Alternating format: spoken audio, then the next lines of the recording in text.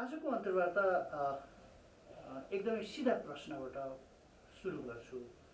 हामीले एउटा राजनैतिक कसरतबाट ओली प्रवृत्ति व्यक्ति प्रवृत्तिलाई फाल्यौँ, तर सँगसँगै अर्को एउटा संशय चाहिँ फेरि हामी राजनीतिक द्वन्द्वतिर पो फस्यौँ कि यो गठबन्धनले भन्ने पनि छ। यहाँबाट मैले सुरु गरेँ। यहाँले भने जस्तै ओली खड्गप्रसाद ओली पूर्व प्रधानमन्त्री पनि हुनुहुन्छ, नेकपा एमालेको अध्यक्ष पनि हुनुहुन्छ। उहाँसँग हामी सबैले बृहत वामपन्थी एकता सहित त्यो एकता शक्तिशाली सङ्गठन निर्माण गरेर देशमा एउटा समृद्ध समाजवाद निर्माण गर्ने उच्च अभिलाषासहित उहाँलाई त्यसको लिडरसिप गर्ने सोचसहित हामीले प्रधानमन्त्री बनायौँ, उहाँलाई नेता मान्यौँ, एकता बचाउन पहल गऱ्यौँ। त्यो सम्भव भएन। आफ्नो पार्टी आफ्नो संसदीय दलको त कुरै छोडौँ, हिजो कसैले निकै मेहनत गरेर बनाएको संविधानका कतिपय धाराहरूलाई पनि अपव्याख्या गर्ने प्रकृतिका कामहरू भए। त्यसकारणले देश बाध्यतावश अर्को कोर्समा प्रवेश गर्यो। त्यसको चाहिँ हामीले खण्डन गर्नु पर्यो, विरोध गर्नु पर्यो र हामी सबै हिजो नसोचेका कल्पना नगरेका शक्तिहरूसँग गठबन्धन गर्न हामी अगाडि बढ्यौँ। गठबन्धनको चुनौती भनेको यही बिचबाट ओलीजीले बनाएको भद्रगोल देशको राजनीतिक परिदृश्यलाई सम्हालेर देशको संविधान, लोकतन्त्र, कतिपय हाम्रा अन्तर्राष्ट्रिय भाइचारा सम्बन्धहरू, त्यसको साथसाथै त्यसको प्रणालीलाई कमसेकम धेरै गुणात्मक रूपमा प्रगतिको पथमा लिएर जान नसके पनि एउटा ट्र्याकमा लिएर जाने चुनौतीसहित गठबन्धन बनेको छ। र मलाई जहाँसम्म लाग्छ यहाँले भने जस्तै केही संशय, आशंका र ढिलासुस्तीहरू प्रकट भएका छन्, तर त्यसको बावजुद पनि अर्को कुनै विकल्प छैन।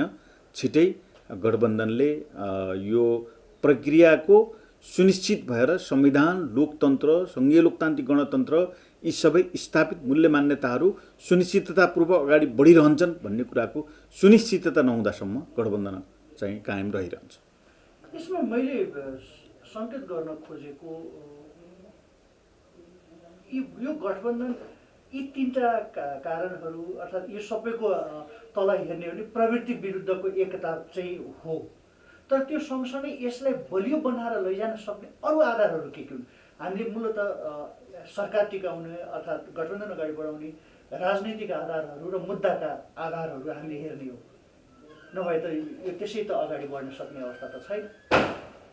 यसबारे अलिकति व्याख्या गरिदिनु। यसमा मोटामोटी कस्तो हुन्छ भनेदेखि दार्शनिक वैचारिक हिसाबले आधारभूत रूपमा विचार मिल्ने अथवा सवर्गीय सदृष्टिकोण मिल्नेहरूको बिचमा पार्टी एकता हुन सक्छ।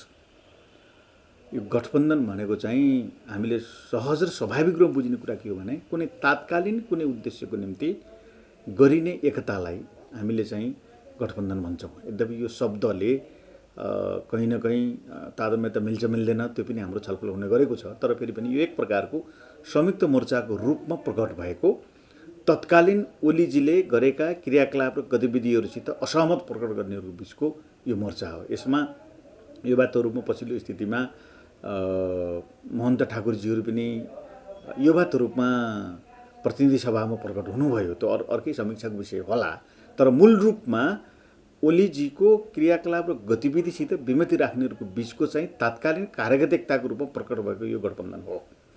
अब यो आधिकारिक रूपमा नै एउटा विचारको तहसम्म गएर यो समाजवाद ल्याउने बेलासम्म सँगै जान्छ म भन्न सक्दिनँ, तर यसले न्यूनतम रूपमा निकट भविष्यमा नै हुने चुनावहरू पनि छन्, निकट भविष्यमा हुने त्यस प्रकारको संयुक्त रूपमा गर्ने क्रियाकलाप र गतिविधिहरू छन्, निकट भविष्यमा हामीले सम्हाल्नुपर्ने सुधार्नुपर्ने अन्तर्राष्ट्रिय चुनौतीहरू छन्, सम्बन्धका कुराहरू छन्। यी सबै कुराहरूले एउटा ट्र्याकमा ल्याउने अवधिसम्म गठबन्धन सकुशल जानुपर्छ र लैजानु पनि पर्छ। अन्यथा फेरि राजनीतिक अस्थिरताको चक्र यो बाटोमा फेरि प्रकट हुन्छ र झन् अस्थिरतातिर देश जान्छ। त्यसकारणले मैले बुझेअनुसार केही समयसम्म यो गठबन्धनले विचारमा विविधताका बावजुद पनि आधारभूत रूपमा मिल्ने उद्देश्यहरू खोज्दै साझा बिन्दु खोज्दै अगाडि बढ्ने चुनौती ग्रहण गरेको छ, अगाडि बढ्छ। यही प्रसङ्गको मेरो अन्तिम प्रश्न, हामीले यी सबै कुरा गर्दाखेरि संसदतिर पनि फर्केर हेर्नुपर्ने हुन्छ। गणितमा हामीसँग बहुमत छ, तर अर्को छोरमा अर्को कोणमा हेर्ने हो भने सङ्ख्यात्मक हिसाबले ठुलो प्रतिपक्ष छ। हाम्रो गठजोडले सङ्ख्या पुगेको हो, तर अर्को छोरमा चाहिँ ठुलो प्रतिपक्ष छ। यसले सदन र सडकमा असर गर्न सक्छ। यसलाई हामीले कसरी हेर्नुपर्छ? अब यो यहाँले भने जस्तै वास्तवमा निकै सकुशल नेपालको इतिहासमा म पुनः त्यही कुरा दोहोऱ्याएँ।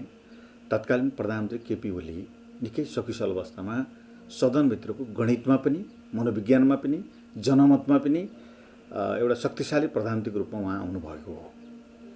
अब पछिल्लो स्थितिमा अहिले भने जस्तै उहाँका क्रियाकलाप र गतिविधिले परिस्थिति अर्का ठाउँमा पुग्यो र फलस्वरूप नचाहँदै पनि, नराम्रो हो भन्दै पनि अध्यादेशको अध्यायमा प्रवेश गर्नु पर्यो। किनभने सदन चलाउनलाई, सरकार चलाउनलाई सदनमा बहुमत चाहिन्छ। सरकारले बिजनेस नदिइकन सदन चल्दैन। सदनमा सरकारको बहुमत भएन भनेदेखि त कुनै पनि बिल पेश हुँदैन। त्यस कारणले पनि सरकारको बहुमत सदनमा कहीँ न कहीँ प्रकट हुनुपर्छ। त्यसो भएर अध्यादेशको बाटो लिनु पर्यो। किनभने प्रतिगमनलाई रोक्ने भनेको हुँदाखेरि प्रतिगमनलाई सच्याउनु उद्देश्यसहित अध्यादेश आएर सदनमा बहुमत पुर्याइएको। त्यसको निम्ति तत्कालीन नेकपा एमालेको विभाजन अनिवार्य थियो।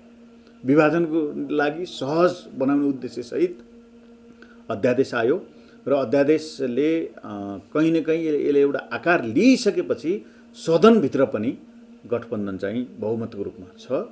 यहाँले भने जस्तै प्रतिपक्षी, अहिले हालको प्रतिपक्षी जसको चाहिँ संसदीय दलको नेता तत्कालीन प्रधानमन्त्री केपीजी हुनुहुन्छ, उहाँहरूको पनि गणितीय रूपमा उपस्थिति छ। तर फेरि पनि अब यो झन्डै प्रतिनिधि सभाको आयु भनेको 1.5 वर्ष हो।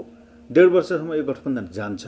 त्यस कारणले गठबन्धनका सहभागी पार्टीहरू 1.5 वर्ष सँगै जाने एक प्रकारको प्रतिबद्धता प्रकट गरेको हुँदाखेरि जतिसुकै ठुलो सङ्ख्यामा प्रतिपक्षी रहे पनि सरकार चाहिँ आफ्नो क्रियाकलाप र गतिविधिलाई अब सकुशल भएर अगाडि बढ्छ। त्यो कुरा करिब निर्वाचन आयोगले गरेको पछिल्लो निर्णयले एक प्रकारले इङ्गित गरिसकेको छ।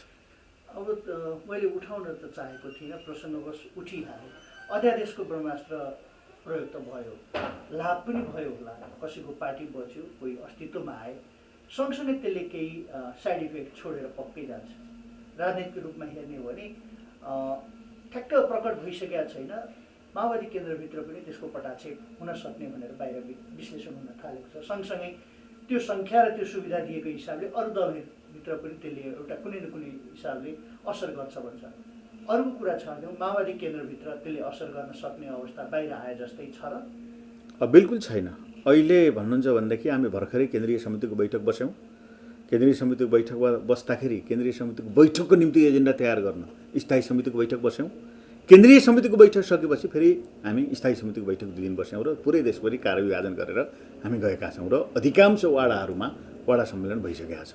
मैले यो दृष्टान्त किन पेश गर्न खोजेको भने अहिले भएका पार्टीहरूमध्ये सबभन्दा सकुशल पार्टी, आन्तरिक अन्तर्विरोध नभएको, विचार, नीति र नेतृत्वप्रति तादम्यता मिलेको पार्टी भएको हुँदाखेरि यहाँले भने जस्तै कतै त्यो 20% अध्यादेशको सङ्ख्याको निर्णयले माओवादी पार्टीलाई पनि प्रभाव पर्छ कि भन्ने जो अनुमान बाहिर हल्ला गरेका छन्, त्यस्तो कुनै चाहिँ गुन्जाइस छैन। सबभन्दा सकुशल, सबभन्दा चाहिँ दृढतापूर्वक अगाडि बढ्ने स्थितिमा माओवादी छ र त्यसलाई चुनौतीको रूपमा ग्रहण गरेको छ। यो अवसरलाई पार्टी पुनर्निर्माणको चुनौतीको रूपमा हामीले प्रयोग गर्न सक्छौँ कि सक्दैनौँ भन्ने चुनौती चाहिँ छ। तर फेरि पनि अब दायाँ बायाँ हुने स्थिति छैन। अर्को प्रसङ्गमा प्रवेश गरेँ म। सरकारले कहिलेसम्म पूर्णता पाउला, तपाईँलाई कस्तो लाग्छ? मैले बुझेअनुसार 1-2 दिनभित्रमा, यद्यपि कतिपयको अनुमान चाहिँ निर्वाचन आयोगले सम्बन्धित दलका जो अस्ति अध्यादेशबाट प्रभावित भएका दलहरूको निर्वाचित जनप्रतिनिधिहरूलाई 22 गतेसम्म टाइम दिएको छ। त्यसो भएर 22 गतेसम्म पर्खिने कि भन्ने प्रसङ्गहरू पनि चलेका छन्। तर मैले बुझेअनुसार हिजो र आज भएका गठबन्धनका भेटघाट, कुराकानी र छलफलले 2-3 दिनभित्रमा सरकारले पूर्णता प्राप्त गर्छ। सरकारले कुरा गर्दाखेरि सरकारले गर्न सक्ने अथवा सरकारको होमवर्कको भित्र टास्क धेरै छ, उसले गर्नुपर्ने राजनैतिक रूपमा। त्यस पछाडि कार्यक्रमकै साझा न्यूनतम कार्यक्रममा परेका कुराहरूलाई अगाडि बढाउने कुराहरूमा धेरै छन्। कसरी अगाडि बढ्नुपर्छ, त्यो उपलब्धिलाई हासिल गर्नको लागि सरकारले 1, 2, 3 चाल्न सक्ने कदम कस्तो हुनुपर्छ? अब यो एभरेजको सरकारको रूपमा होला भन्ने मैले पूर्वानुमान गर्न सक्छु।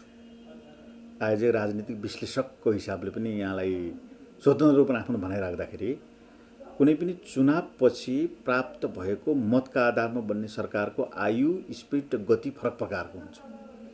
यो आकस्मिक रूपमा मध्यावधि समयको मध्यावधिमा भएका राजनीतिक उतार चढावको बीचबाट प्रकट भएको यो चाहिँ सिर्जना भएको उम्रिएको चाहिँ सरकार हो। त्यसकारणले यो सरकारले गत सरकारले नीति कार्यक्रम बजेट ल्याइसकेको अवस्था, त्यो नीति कार्यक्रम र बजेटलाई प्रक्रियागत हिसाबले कानुनी रूपमा अगाडि बढाइसक्नुपर्ने बाध्यात्मक कानुनी परिस्थिति, त्यसको बीचबाट पनि केही सक्ने कामहरू चाहिँ गर्न सकिन्छ कि भनेर खोजीनीति गर्नुपर्ने अवस्था भएको हुँदाखेरि मैले जो एभरेज भने एभरेजमा यसले चाहिँ काम गर्न सक्छ।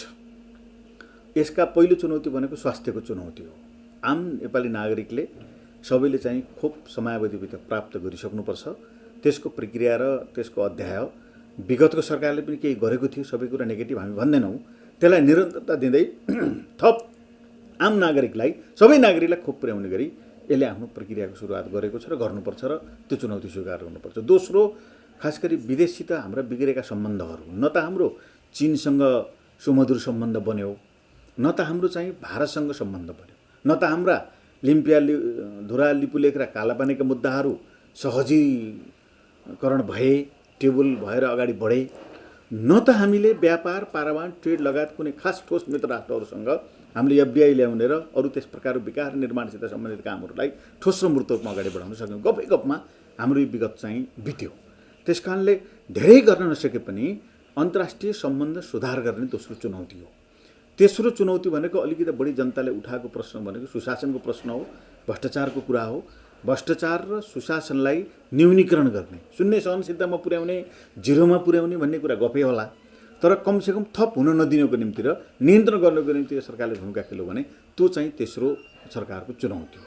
चौथो भनेको चालु योजनाहरू निरन्तरता दिने र सम्भव भएका चाहिँ विकास निर्माणका कामहरूलाई पनि कन्टिन्यू गरेर अलिकति तङ्ग्रिन लागिरहेको कोरोना पछिको चाहिँ अर्थ प्रणालीलाई, यो कतिपय अस्ति प्रस्तुत भएको आर्थिक प्रतिवेदनले पनि देशको चाहिँ आर्थिक चित्र कस्तो छ भन्ने कुरा प्रकट गरेको छ, त्यसलाई सुधार गर्ने र विकास निर्माणका कामलाई कतिपय चाहिँ नियमित चालु बजेटको साथसाथै निरन्तरता दिने कुरा चाहिँ चौथो यो सरकारका चुनौतीहरू हुन्। यी कुराहरू मोटामोटी रूपमा पुरा गर्यो भनेदेखि यसको आयु अब 1.5 वर्ष छ, यो सरकारलाई सफल सरकार रूपमा मान्न सकिन्छ। अब अलिकति पार्टीभित्रको कुरा गर्छु थोरै। अहिले सरकारमा जाने व्यक्तिहरूको बारेमा अलिकति सकस भएको जस्तो देखिन्छ। जिम्मेवारी र अधिकार त पार्टी अध्यक्षलाई दिएको छ, तर कतिपय सार्वजनिक अभिव्यक्ति सुन्दाखेरि उहाँ सकसमा हुनुहुन्छ, कसलाई छाडौँ कसलाई छानौँ भन्ने अवस्थामा हुनुहुन्छ। ठ्याक्कै त्यस्तै हो या हामीले यो भूगोल, वर्ग, क्षेत्र, लिङ्ग पुर्याउन नसकेको हो या आकाङ्क्षीहरू धेरै छन्? तपाईँलाई के लाग्छ स्वतन्त्रपूर्वक रूप विश्लेषण गर्दा? अब यो सिस्टममा गइसकेपछि कसैले आकाङ्क्षा प्रकट गर्नु उसको राइट्सको कुरा हो। सङ्घीय संसदको कुनै पनि सदस्यले, चाहे राष्ट्रिय सभामा होस् चाहे प्रतिनिधि सभामा होस्, उसले जिम्मेवारी प्राप्त गरेर थप भूमिकाको निम्ति कति माग गर्नु, भनसुन गर्नु उसको चाहिँ अधिकारको कुरा हो र हामीले संविधानमा नै त्यो व्यवस्था गरेका छौँ। त्यसकारणले आकाङ्क्षा र सीमित सिटको बिचको चाहिँ सन्तुलन कसरी मिलाउने भन्ने कुरा लिडरसिपको कुरा हो। लिडरसिपले अब कतिपय पार्टीभित्रका चाहिँ जिम्मेवार व्यक्ति र व्यक्तित्वहरूलाई कुन कुन भूमिकामा कसरी सेट गर्ने भन्ने कुरा कला पुर्याएर अलिकति चाहिँ सबैको भूमिका सुनिश्चित हुने गरी कतिपय पार्टीका जिम्मेवारीहरू पनि होलान्। जस्तो अहिले सरकारको नेतृत्व गरेको पार्टी महाधिवेशनको प्रक्रियामा छ, माओवादी पार्टीले पनि सम्मेलनको घोषणा गरिरहेछ, अब अर्को पार्टी पुनर्निर्माणको प्रक्रियामा छ, अब अर्को पार्टी भर्खर अध्यादेशबाट आएर जसपा पार्टी पुनर्निर्माणको प्रक्रियामा छ। पार्टी र सरकारको कामको बिचको कार्यविभाजन सम्बन्धित चाहिँ पार्टीका लिडरले मिलाउने कुरा हो। मलाई जहाँसम्म लाग्छ अरू पार्टीको पनि मिलाउलान्, हाम्रो पार्टी त्यस्तो ठुलो समस्यामा बाहिर प्रस्तुत भयो जस्तो दिनदिनै मन्त्रीमण्डल छान्नको निम्ति बैठक, दिनदिनै रसाकसी, दिनदिनै चाहिँ घेराबन्दी, दिनदिनै चाहिँ अप्ठ्यारोको स्थितिमा छ कि भन्ने कुरा अनुमान मात्रै हो, त्यस्तो स्थिति छैन। 2 जना मन्त्री गइसक्नु भएको छ। अब बाँडचुँड हुँदाखेरि 4-5 भन्दा बढी पक्कै पनि आउँदैन। 4-5 जना छान्ने कुरा दिनदिनै बहस गर्ने, मिटिङ गर्ने विषय होइन।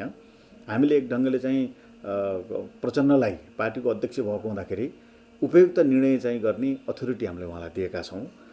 सम्भवतः यो कारणले अल्झेको भन्दा पनि विभिन्न दलहरू बिचका चाहिँ आफ्नै आन्तरिक कारणले र निर्वाचन आयोगसित सम्बन्धित कारणले अल्झेको हुँदाखेरि यो विषय लामो भयो। लामो हुनुहुन्थेन। देशप्रति जनताप्रति अलिक गम्भीर बनेर अलिकति परिपक्व बनेर जान सक्नु पर्थ्यो। जबकि तालिबानले त 1 महिनामा पुरै सत्ता लिइसक्यो भने यहाँ मन्त्रीमण्डल विस्तार नहुनु भनेको ढिला हो। तर फेरि पनि यो मान्छे छान्न नसकेर चाहिँ रसाकसी परेर लामो भएको होइन। यो चाहिँ सहज रूपमा टुङ्गिन्छ। तपाईसँग व्यक्तिगत एउटा प्रश्न मेरो, अहिलेसम्म सरसर्ती हेरेर लाभको पदमा बस्नु भएको छैन। अहिले रीत पनि छ, दस्तुर पनि छ भने जस्तो सबै कुराले मिलेको छ। तपाईँ आफै एउटा कुनै मन्त्रालय हाँकेर म केही गर्न सक्छु भन्ने विचार राख्नुहुन्छ कि राख्नुहुन्न? अर्थात् यो अवस्थामा आफैलाई म पनि एउटा उम्मेदवार हुन सक्छु भन्ने तपाईँलाई लागेको छ कि छैन? अब यो चाहिँ मैले व्यक्तिगत रूपमा भन्ने विषय भन्दा नि पार्टीले निर्णय गर्ने विषय हो। म आफै पनि खुसी छु, किनभने मन्त्री प्रधानमन्त्रीको आशा र अपेक्षा गरेर हामी राजनीतिमा लागेको होइन। निकै काहली लाग्दो स्थितिमा जनताको परिवर्तन र मुक्तिको निम्ति लागेको हो।